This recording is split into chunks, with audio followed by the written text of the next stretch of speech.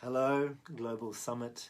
Thank you for joining my session on Playing Life as a Game, looking at our individual perspective and our perception of what this thing called reality, or that we like to term and categorize as reality, is. I'm going to be taking you through some practical exercises and looking at some theory of how, especially at this time when society itself seems to be unstable, there's a lot of whispers about what will happen after this coronavirus, potentially some good reflection on what our career is, what we do to create some sense of community, these questions probably being stirred up in these moments of uncertainty. And I feel that my life as someone avidly fascinated in game theory, in the illusion of storytelling, in immersive theatre, all these kind of contexts where we play with reality, it really comes in handy when life seems a little bit uncertain, and that the veneer, the facade, the apparency of what we thought was real starts to shimmer. There's a glitch in the matrix, so to speak.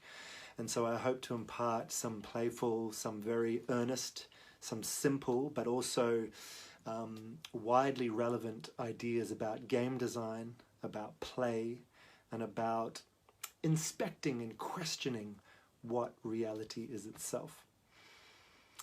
So I'd like you to enter this space with me.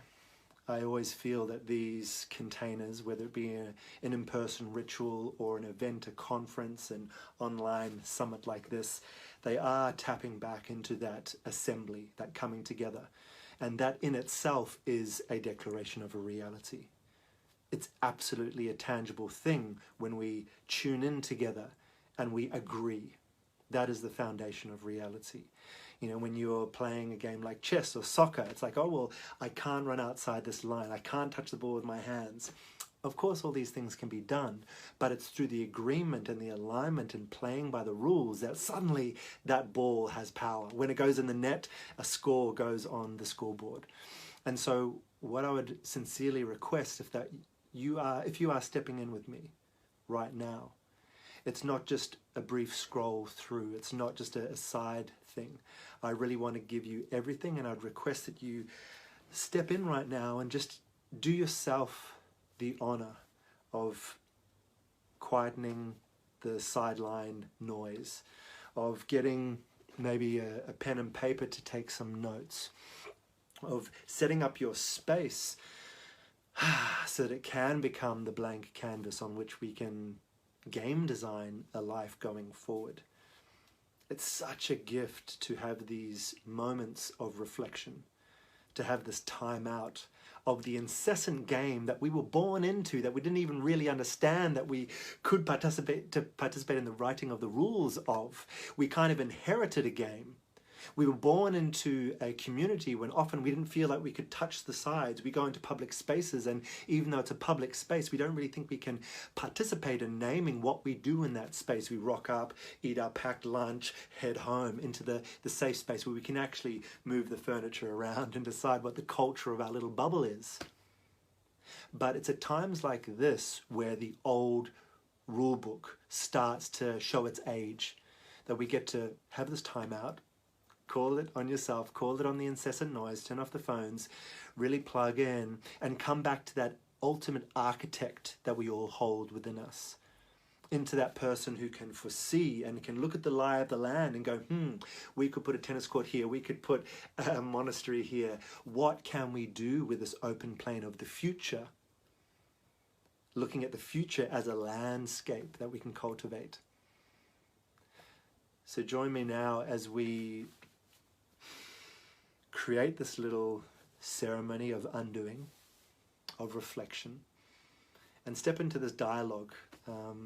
My wonderful partner Naila Rose is to my side looking at any comments, so if you have any comments, feel free to put them to me with questions or your own experiences, and I'll try to incorporate those. I thought of doing this as a pre-recorded video, but I felt into some of the videos which are going in live, and just the beauty of the dialogue, of the collective joining, of the energy, of the real-timeness, of like, I am here, you are there, we are in this together. So I really wanted this to be a live dialogue. So take a time to ground, take a time to Just detach from the incessant noise, that drone of considerations that might be at the back of the head. Just feel that. Just detach. Float up away. And tune into the simplicity of your senses in this moment. Not attached to identity or story. But imagine, it's like talking about The Matrix, the movie, where Morpheus takes Neo into that white room. I think it's the architect's room. And it's just this real possibility. Feel that energetic resetting back to 0 point. If you remember a calling of integrity, if you remember a simplicity, an open, earnest connection of belonging, you are in a place now where principle, integrity, truth, power is welcome. To author something, what we're going to be doing in the session is authoring a game.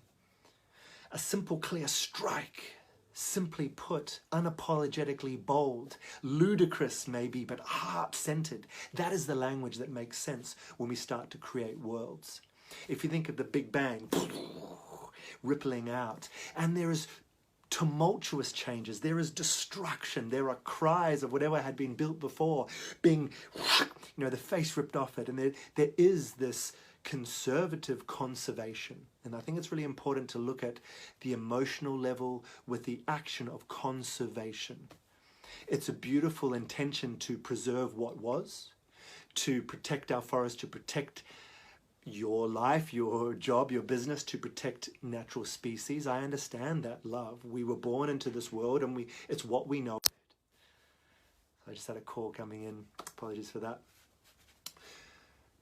But at the same time, if we have this wild willingness to shift away from what we know, our conservatism and our conservation start to make way to a wild rodeo yeehaw of ability to experience more. Our capacity expands. And in doing so, we welcome more of life. We welcome in the dark and the light, the painful and the pleasurable. We welcome in the simple and the complex, all of these things. And I think that's when we can really receive life. Life is not the compartmentalized, simple, categorized Western world economy. It's not the identity that your family has learned of you. It's not the language you speak or the clothes you wear. These things are uber simplifications of the vast possibility of reality. So when our conservatism makes way to play, you could call it chaos. I see chaos just to be the unknown at play. I think there is a pattern in chaos, just we can't always perceive it from our little peephole of perspective, like maybe the ends link up somewhere beyond the screen. And I think at these times when society is in tumultuous shifts, knowing how to surf the chaos is a really great survival tool. So in entering into this container of chaos, I'm asking you to just shake yourself up. I'm asking you to activate yourself, to crunch away that brittle shell you might exist within. Move your face, bring yourself back to the malleable clay. Allow yourself to be the things and feel the things that exist outside of the usual or outside of your identities. Allow yourself to be ugly, allow yourself to be fierce, allow yourself to be uncertain. And in doing so, welcoming in more of the signals. So when I look at perception and I look at reality, let's take perception first. Perception is based on your perspective, where you are standing, because that's of course what you hear, what you see, what you smell, what you taste. And the way that I see it is that we then reassemble our reality in our imagining, and it all translates. I see a wall, I touch a wall, cool, that makes sense, I'm not crazy, I'm not hallucinating. But it is very much subjective. When we start to cement that perspective, our identity, and attach it to what is in our surroundings, we require our surroundings to continue in order for us to continue. What I mean by that is, if you attach your personal identity to a current state of society, if society starts to shake and crumble and collapse, you will feel like you are dying, because you have woven your identity with the story that is around you, with the culture that is around you. And there's some functionality in that, because we as leaders or educators want an investment in the game. Like, imagine a video game where you are so involved in it, you literally think if your character dies, you die. Like, you're going to do anything to keep that game going. It's a really good way to get players on the field and people really invested in the game, but it is just not true. So I've drawn up a few little diagrams here. I've drawn them backwards, so I hope they translate to your screen. Does that read forward? Yes, it does. Awesome. So this is the mythology that I want to talk about today. We as storytellers, and by storytellers I mean parents, I mean politicians, I mean educators, I mean even just people in public spaces being characters and telling certain stories, sitting upright on a bus. We're continuing a mythology. We're participating in a real-time version of a story which is handed to us and which we perpetuate. So this thing here is currently shaking. And my proposition today is that it's completely arbitrary and unnecessary. It helps coordinate communities. It helps me feel like I have a belonging and like I'm not going mad, because imagine if all different cultures and communities in different countries had completely different ways of living. I would feel really awash in this big ocean. So we create this here, society, but I think it is completely unnecessary and in many ways unfunctional. I don't know how to experience a life on a global scale. I'm always just on a community level. Conceptually, mentally, I know I'm part of the human race, which is X number of billion people doing X number of trillion things every day and economy zipping around and blah, but it's not practical. To play on a global scale is purely poetic. It's purely a philosophic endeavor. Perhaps it's useful for whole governments to try and coordinate around, but it's not a functional way to play life as a human being. So what I encourage you to come down to is this idea of community and self. Self is obvious, it's you, it's your direct perception, it's how you feel, it's how you taste and touch and what you make that mean within you. That's your direct perception of reality, and that needs to be questioned too. But one level beyond that is your community. It's your family, it's the people you hang out with, and that is directly within your control. That does affect you on a day-to-day life. That is the space you can create new rules around, like, you know, are you polyamorous or not? Do you live in a house or not? If I give you a fish, will you give me a boot? Like, it's up to you to work out the economy of that, to work out kind of how that works. And that is the space that's functional, that's real, and that you can have direct effect over and be affected by. And that is a place that I would really encourage you to look at as you start to look at what is apparently collapsing. Is your community collapsing or not? I know for me it's not. And this is where inspecting our mythology is vital to our sanity. If you tune into mass media and the fear-mongering and that societal kind of perspective, all sorts of weird things are happening, and there can be many different stories about that. And we have to trust this mediascape, because we as humans can't live on that level, which is why I think the idea of being part of society can be really destructive to an individual. When I look at my family and my friends, when I look at my direct input and output as an individual, it's actually quite chill right now. It's simpler. I'm inside in isolation. I can focus. And there is a beauty and a renewal in that. It's not disastrous. It is actually quite natural. You can still go out and walk in your local area, maybe take more notice of your local area. And I think that is the beauty of this recalibration. And I earnestly encourage you to play a few of the games I'm going to impart to you now, to really connect in and feel some authorship of the game you play on that level, on your self level and on your community level. So let's jump into that. Your reality level, as far as perception goes, is this internal cake. Let's call it a cake, right? So I'm sitting here talking about the self level now. I'm listening to my room. I'm smelling it, I'm tasting it, I'm looking at it. Now, I believe that reality can only come to my surface. It's like a relay race. The light, the sound, all these textures come to my perception as perceptics or signals that I'm perceiving. And then I build this cake inside me. So if there's a fire outside, I start to feel really excited or nervous. If there's my partner coming and being seductive, I feel really aroused. If there's a puppy, I feel whatever, it's cute and I want to play. But the puppy's not inside me. My partner's not inside me. Well, maybe. I don't know. It depends how you play. You know, the sunrise and sunset's not inside me. But I am mixing that cake of self through my chemicals, my hormones, the electric impulses through my nervous system, my translation of significance of what the words mean, etc.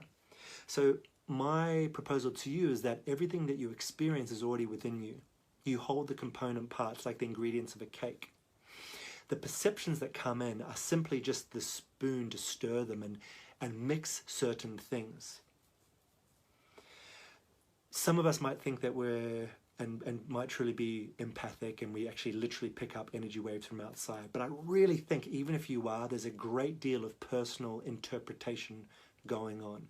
And if you're in a place during this quarantine lockdown where it feels like things are chaotic, you really do have a lot of autonomy over how you mix your inner cake. Now, I talk about things in my open world training, and if you are interested in the training I do, it comes under the banner of Open World Realities. You can check out my website, it's in the title here. But with open world realities and open world theatre, I talk about things called threshold release techniques. Meaning when you get to your threshold, when you get to the edge of your capacity, how do you release and soften?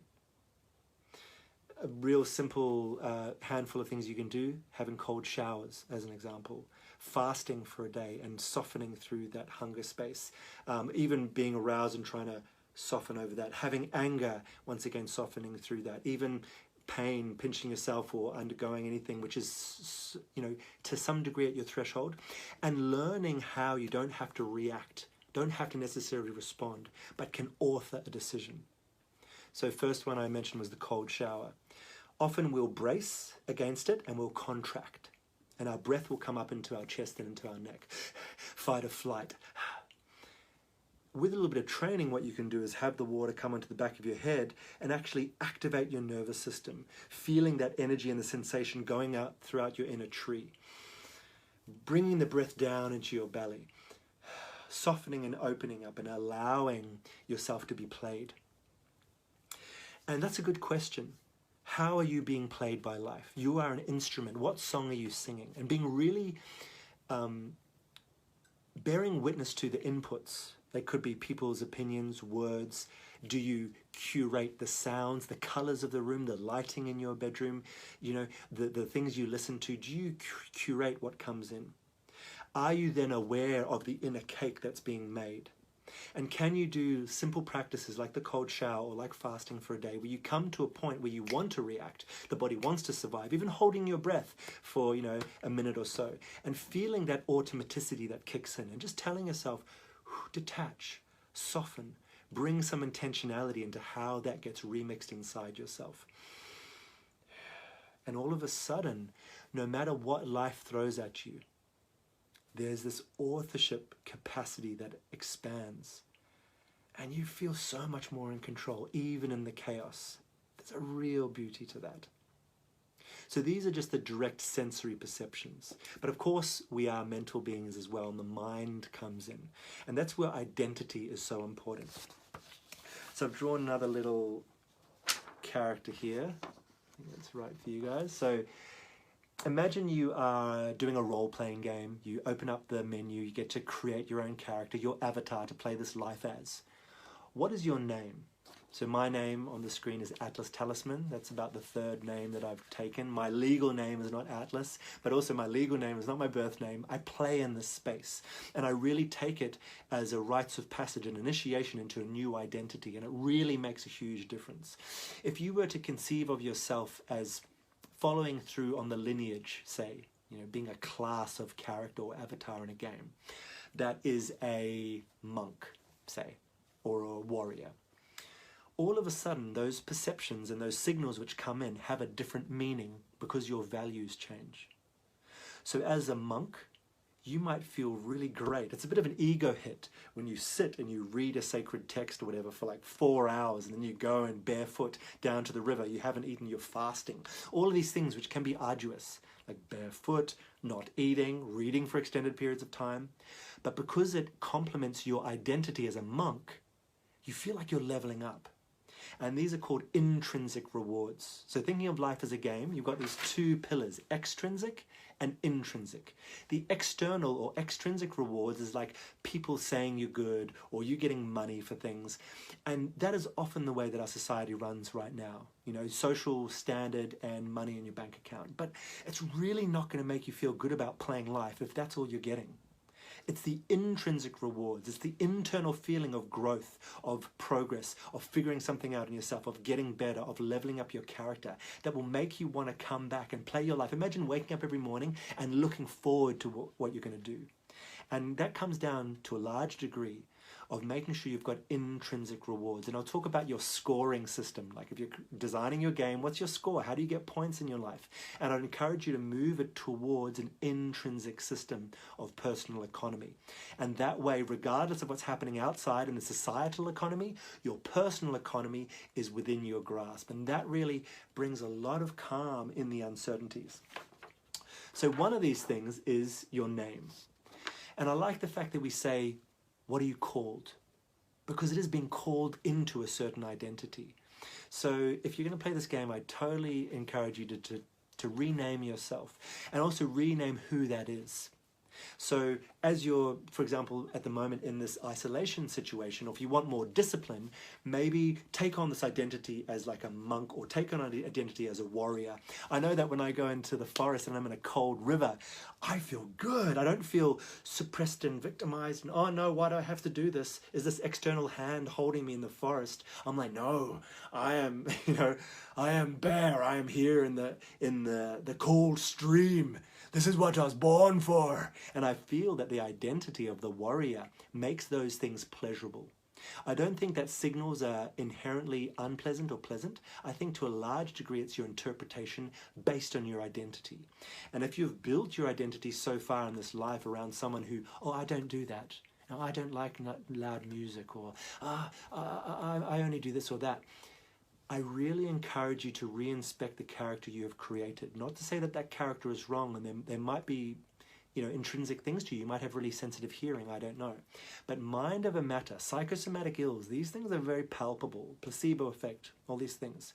We are in illusion. And if you can take a moment to soften your grip on the illusion that you think is real, your identity, your likes and dislikes, you are going to have such a capacity expand in you where the things which were once so unpleasant, having to wake up before sunrise, having to go out in the cold, not having food, whatever it is, they can actually, believe it or not, become blissful and pleasurable because they align to a certain scoring system, to a new identity. The warrior loves physical activity. The warrior loves being in the elements. The warrior loves going through hardship. It's like an achievement, a level up, and not being victimized. So that's why I believe that playing with identity is really important in these times. The next thing in creating this new character, this who you are, is what's your treasure? What are you going for? Joseph Campbell's Hero's Journey talks about, the cave you fear hides the treasure you seek. It's really looking at what represents unconditional love and what represents ultimate power. The mother and the father. What is your ultimate treasure? What are you going to collect? And in Joseph Campbell's theory of the hero's journey, you need to go through the death in order to receive the ultimate boon or the ultimate treasure. So what do you have to let go of? Who can you become to really receive the treasure that you are seeking? And your treasure is basically your values, what you think is important, aligns to your purpose, and also is part of your intrinsic system. If my treasure is healing people, I will feel like I'm growing and doing well when people around me are getting better. If I think I'm a teacher And my treasure is a bunch of students who are doing well. If people around me are learning and applying things and I don't have to do it for them, I feel better.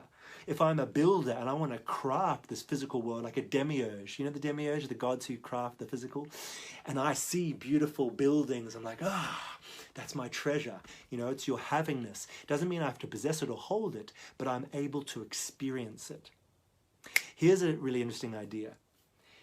Anything that you can create, you can experience, and you can have. If you don't think you can make art, you probably can't really receive it as well. If you don't think you can make someone feel loved or don't have like sexual pleasure, you might not be able to receive it as well. If you don't think you can make money or create value, you probably can't receive it as well. And so this is where the authorship really takes hold, is when you feel you can do things in life. And when you feel you have the right to participate in life, you can suddenly then receive so much more. And this is why I'm really passionate about people being autonomous authors of their own game. Because it's really offensive to me if people are born into a society and it's like, you can't play because you don't have money, you can't build that thing because you don't own the land, or you can't be part of this culture because of this thing or this, there's racism, there's sexism, there's all these isms which categorize arbitrary lines, even down to the national borders on the map. Human beings and our egocentricity casts all these can'ts, all these limitations. But my approach in open world is if it's not physical, if it's not based on physics, it's just not true. It's just part of the illusion of society. So when you look at the hierarchy of reality, you've got this level here. I haven't written down, but it's basically, they say that all biology is chemistry and all chemistry is physics. So our biology is, our organs and our wellness, but that comes down to chemical interactions on a cellular level or organic level. And those reactions obey physics of this physical universe. So that is the space that I like to play in. Doing movement, reverberating your voice, playing, how can I make sounds? Skimming a stone on a pebble thing, going into a public space, seeing how many people you can get around you to dance, playing music, like that's physics, that's actuality. Regardless of opinion, and opinion can change so quickly. Someone will love it, someone will hate it, bullshit, who cares, arbitrary, doesn't matter, part of society, it's antiquated, it's crumbling. What's left after the wall falls down? That's physics. If you play with physics, unless you're into some deeper magic that defies physics, I don't know, I'm not quite there yet, but usually physics is pretty damn dependable. And this brings me to one of my secret hacks of life. I really, really, really believe in this. What is your key input and output? Here's you, little creature, something going in, something coming out. That question alone is one of the key stabilizing factors in the game of my life. The way that I define it is that I can receive nature. Because if you need to receive praise, if you need to receive money, if you need to receive many audiences coming to your show, you're an effect of someone else's cause. I don't know if people are going to pay me. I don't know if people are going to come to my show. I don't know. And all of a sudden I feel starving. Is my life going to be okay? Is my life force going to be sustained? That's a really precarious place to be, particularly if a society suddenly takes that away from you. You are a victim of your societal dependence. So what I encourage is for you to work out your autonomous and self-authored input and output. So to give you an example, my input is nature. If I can go out and I can feel the water, if I can go out and I can see the sky, if I can go out and experience the beautiful vista of a forest, any of these things, I feel nourished. I feel I have my input satiated. And so far in my life, no one has been able to take that away from me. I mean, you might be able to, lock me in a prison that would severely limit that. But even if I could just tap down into the earth and just feel the air and my interconnected, capacity to link with the sky, these things are stable. My output, what I can contribute and give, is art. I can make songs. I can make stories out of nothing. It's just like making money. I can continue to give. And those are my two pillars. If I can breathe in and take in nature, if I can give out art, I feel, the rest of the things can shift and change. My relationships, my possessions, my geographic location, my social standing, that's fluid. And that is the truth of it. These things do rise and fall and they change, and it's healthy not to conserve but to allow and expand and find the pleasure in all these things. Now, that also might come down to identity. I realized that before I talked about, your identity aligns with the intrinsic value of things. So I'm open to that being different as well. But if you can be born again, it's like, it's being a chameleon. How can I custom fit my likes and dislikes, my treasures, my purposes to what is alive right now? Because when we take away the specifics of the form, I think that the function itself of connection, of bringing life, whatever your purpose is, can be present in many different societies and many different stories. So if you were born and we were all an agricultural society and all we did was make food, if you were a teacher or if you were an artist, there would be a way to fulfill that function in that particular form. You might, line up the orchards in a beautiful way or lay out the pumpkin pie well or whatever it is. You could still do that. And then if that society collapsed and we became all technophiles and all we did was online, your artistry or your education capacity or whatever it is, even if you were a builder, you could somehow build something in the online world. So really be able to be fluid.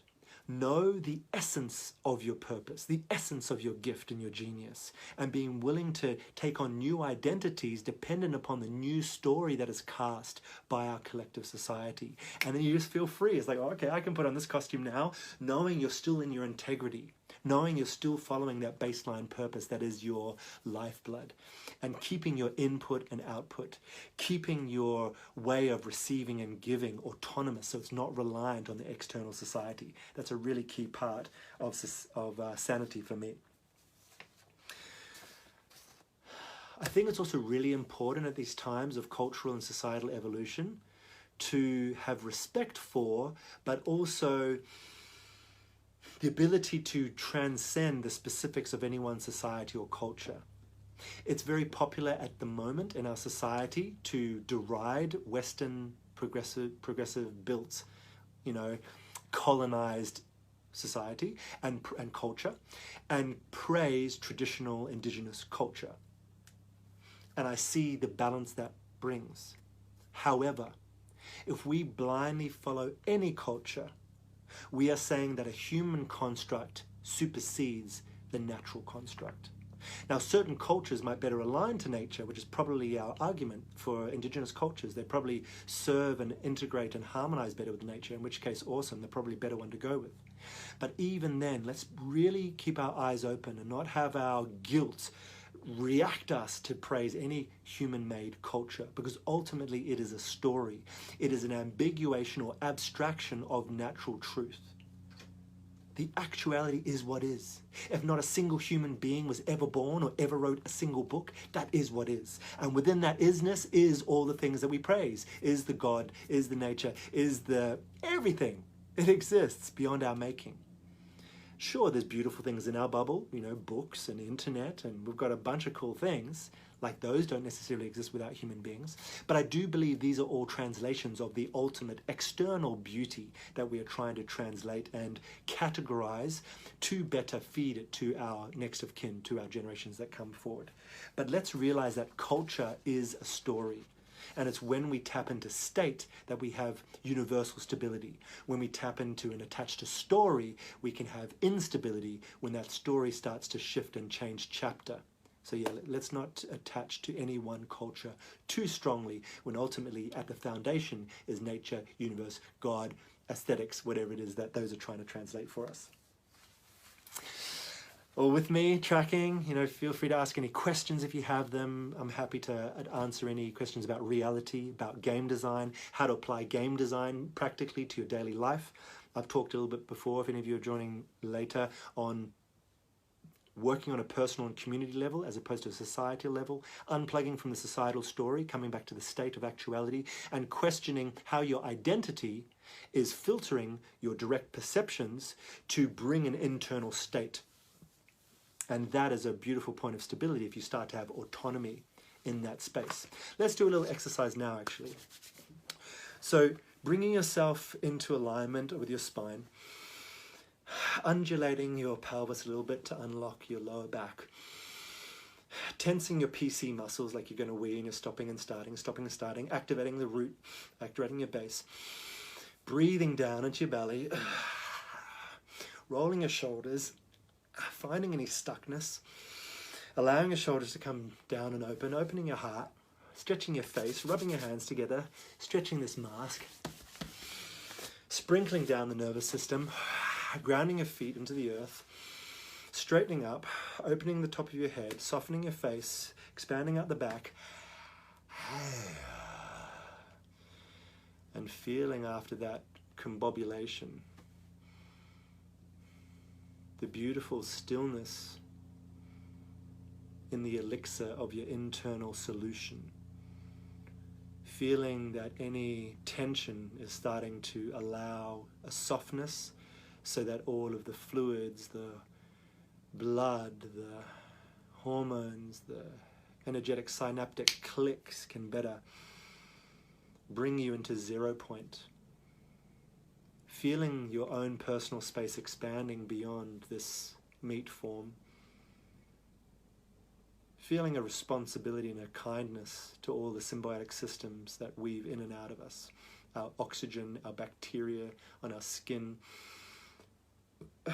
energetic balance of things around us.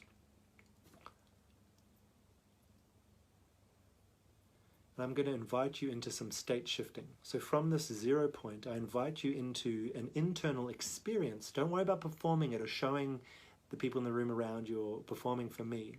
If it evolves into sound or movement or expression, that's fine. But feel the internal state shift of the experience of anticipation. Where does it activate in your body? Not about a story. Don't have to bring into the thing, oh, I'm anticipating this happening, or I remember that time I was anticipating. Don't worry about the story. Just what's the state? Shifting from anticipation into excitement. Bringing that up a bit. From there, bring it out into arousal.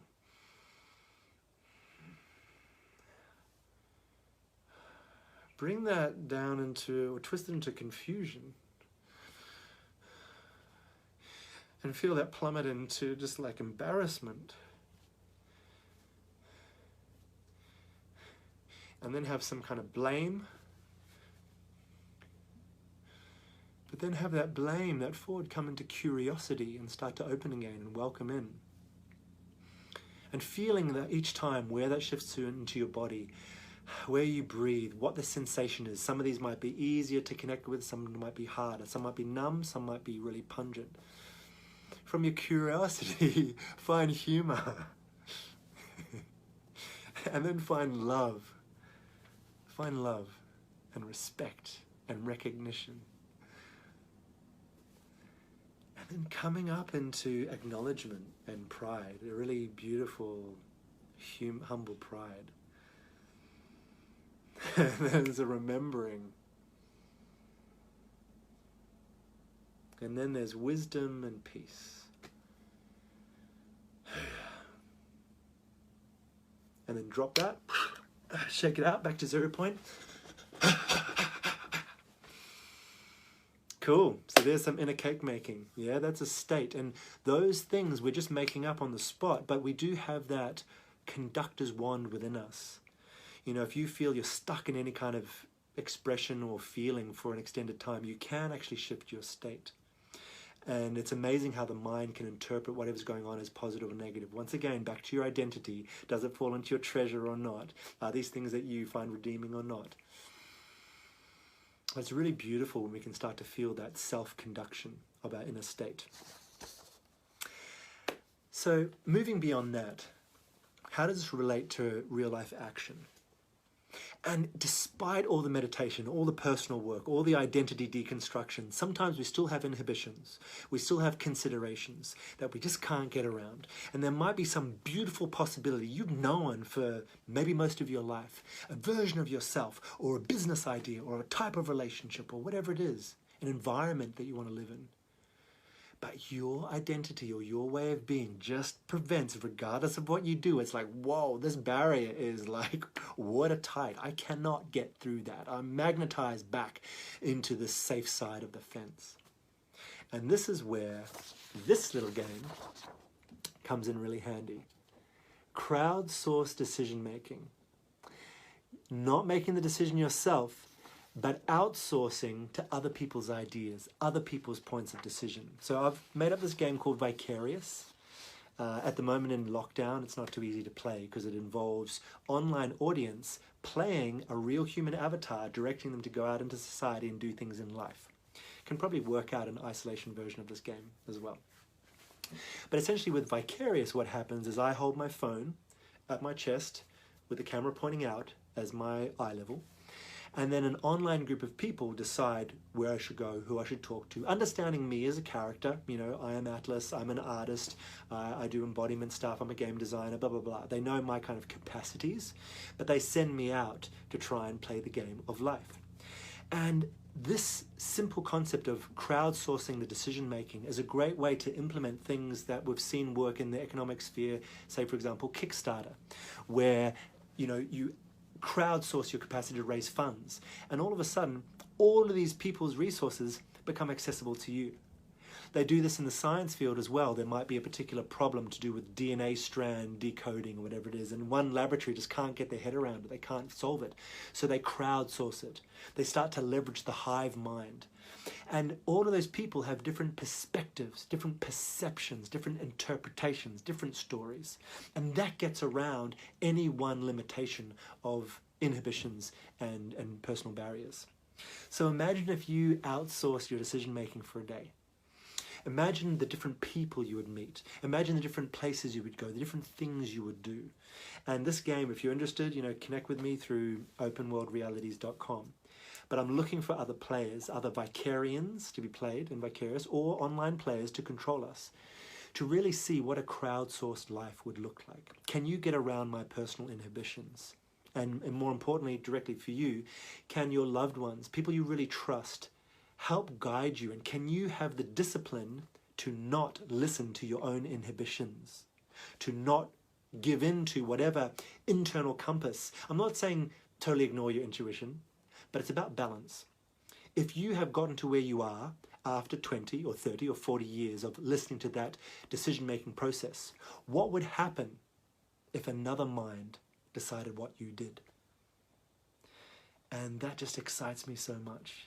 I am riveted with the effects of this if allowed to play out long term. And that is one of my principal goals, to articulate it here, to be held as a collective vision, is to grow Vicarious as a game where people play life and there is a collective decision making and individuals are raised up through the collective genius of us all to circumnavigate their individual limitations and actually start to activate along their personal purpose line to have wins and expansion and more connections. It's not necessarily about winning as in I've got more property than you've got more money, not those old metrics, but it always comes down to experience and change, which I'm going to talk about now. What is your score? If your game is life, what's your score? Now, society would have us believe that your score relies on usually two things: popular opinion, like your reputation, social standing, and money.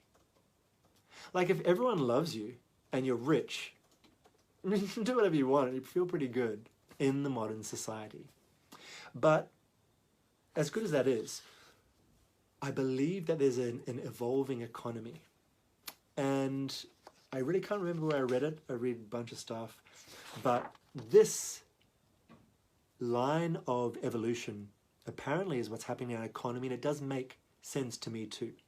So here's a potential evolution of your life score, how to be successful in life. So commodity-based economy. This would have been around the Industrial Revolution.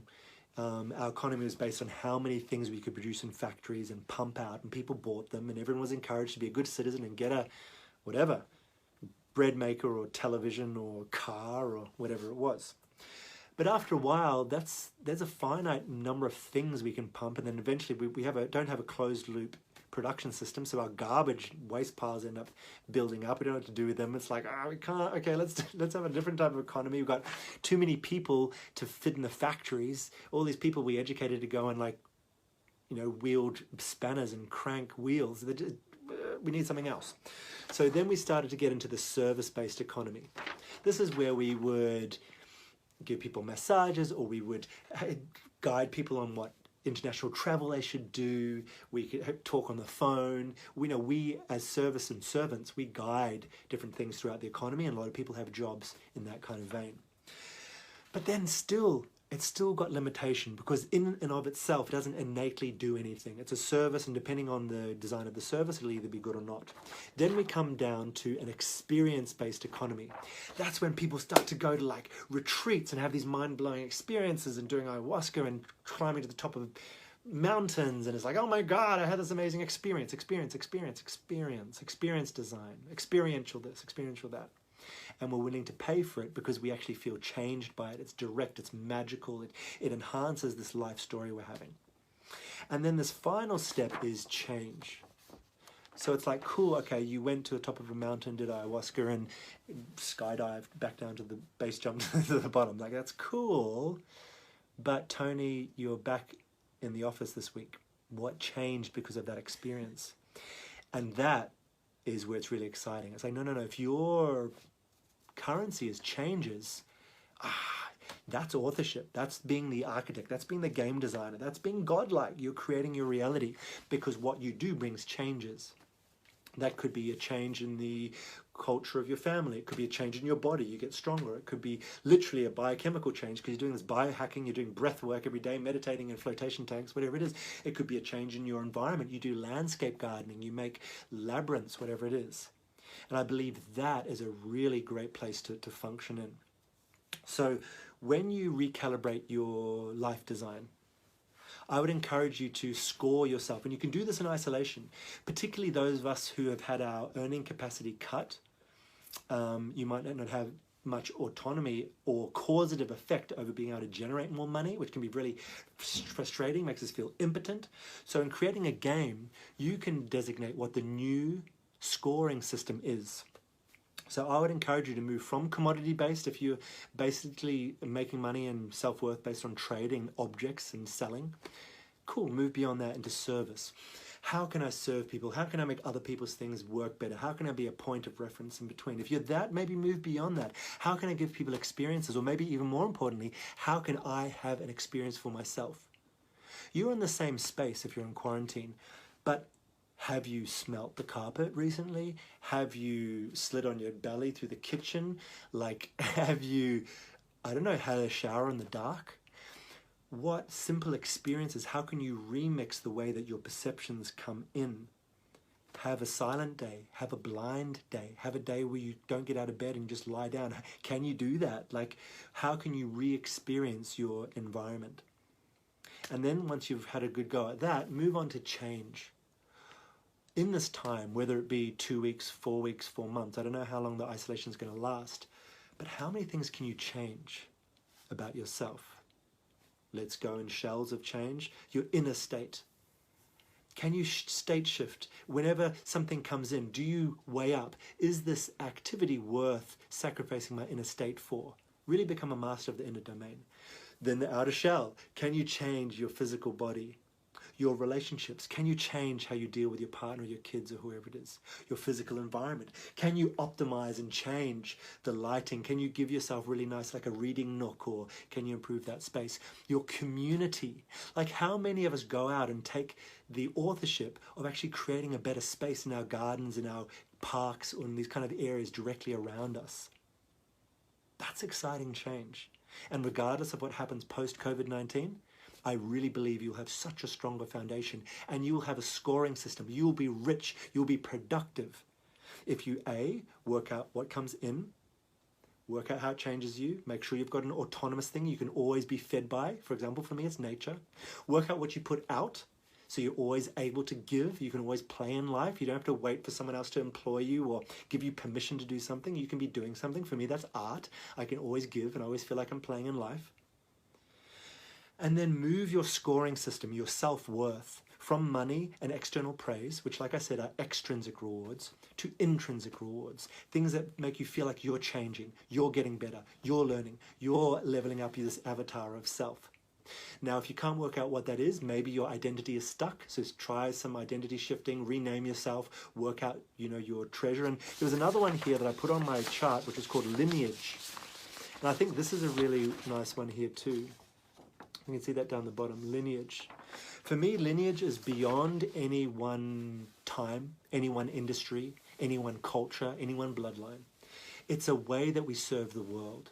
So it could be like being a tea master or a kung fu master or a healer/nurse, whatever's the lineage, this function, this role we can play. I believe they are beyond cultures, but also connect us to other cultures. Like if you're a shamanic and a healer or a warrior, you can find kindred in many cultures and many times and echelons and eons because you are of the similar lineage. So work with those three things, your name or identity, your treasure, what you value, and what lineage you serve. And you can really start to have a whole different response to what's coming in to you. Do you know what the time is, my love? It's 54 minutes to 11. Oh, amazing. Cool. So we've got about 6 minutes left. Thank you for those who have just joined. I really hope that this has been a functional and yet quite philosophical look at how to turn life into a game, practically, and also to really re-inspect what reality is at this time when society is being shaken. And I'm really encouraging us not to work on a societal level, not to buy into the mythology of the time, not to attach our identity and embed it into society, which can fluctuate and maybe collapse or evolve, but instead come down to a community and a personal level and start to understand that we have authorship within that space to conduct how we interpret reality and therefore how we create reality, and really playing with these things like our scoring system, like the lineage we play as. And then finally, I'm going to look at this idea of labyrinths. So what's in your mind, what's the difference between a maze and a labyrinth? Let's take a moment to reflect on that. So a maze is a physical puzzle, usually in a space. I'm talking about like hedge mazes and these kind of things, which has actual barriers. You go into a maze and you can't go through that wall. You've got to go left. You've got to try and find your way in or out. A labyrinth, on the other hand, doesn't have walls. It's just a conceptual walking, often circular, going into a center. It's meditative, it's got significance. But if you want, you can just walk right over the delineations and walk right through it. I believe that's how society is. I believe that there are a few walls guarded by guns and barbed wire. I understand that there is a bit of a maze. But by and large, we live within a labyrinth. The world is much more open than we believe. And sometimes even those walls are arbitrary. I like going door knocking, not to convert anyone to anything, but just to see this false categorization of my world, your world. Can that open? I've made friends doing that, just knocking on a door and saying, hi, I don't know, this is who I am, who are you? Like rebringing community back to our streets in that way. What about going and doing something in a public park, just offering something in a space, not feeling like public spaces we can't be there, but dissolving the artificial walls and saying, you know what, this public space is a really unique place to try and fathom this idea of the human race.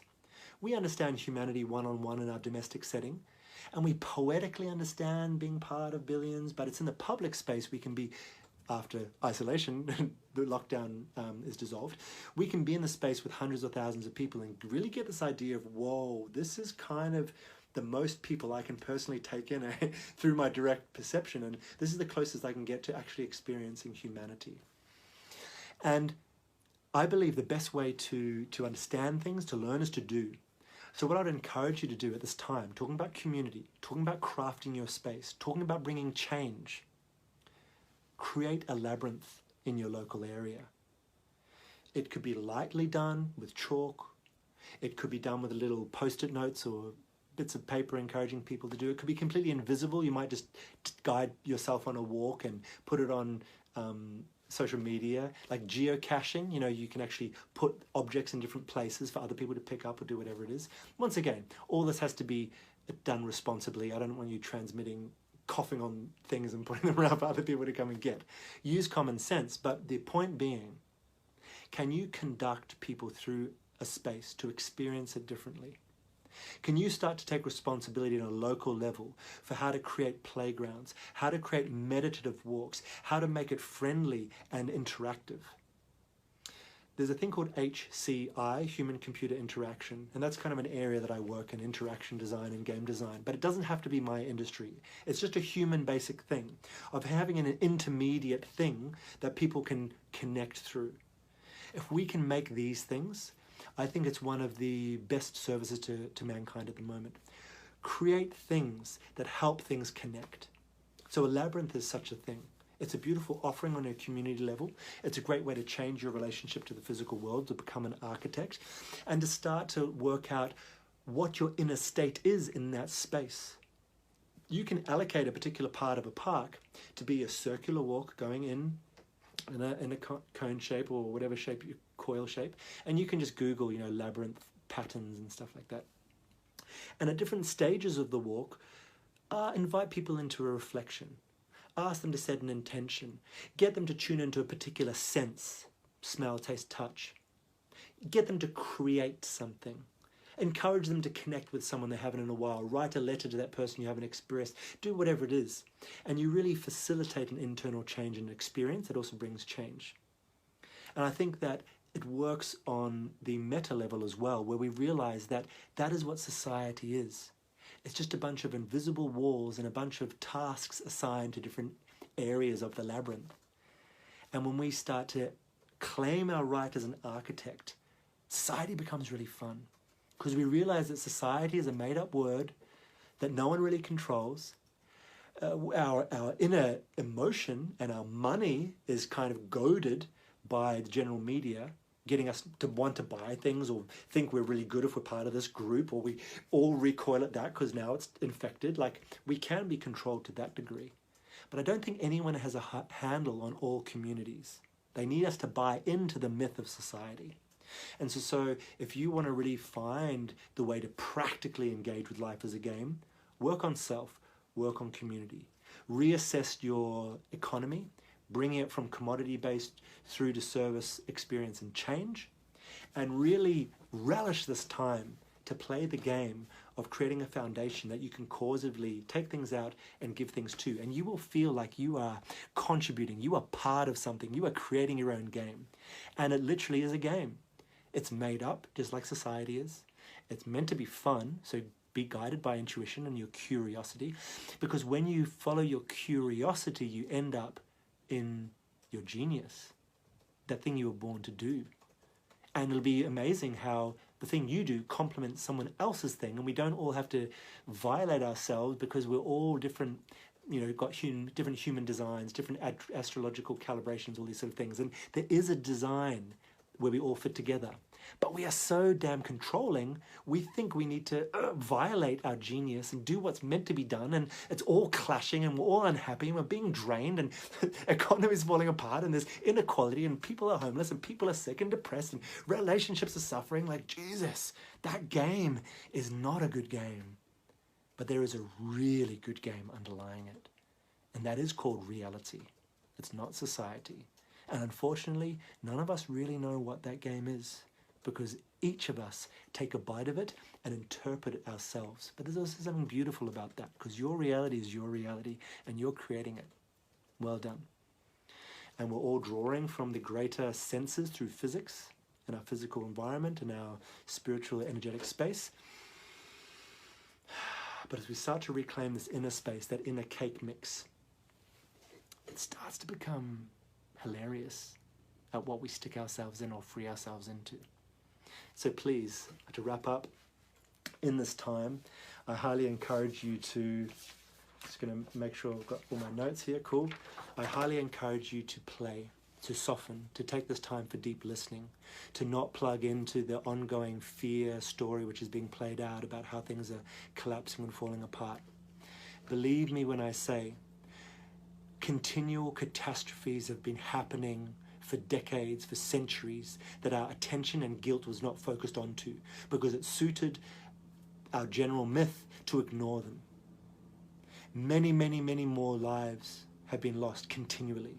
Many, many greater environmental disasters have been perpetrated through our species and just through natural disasters for decades and centuries.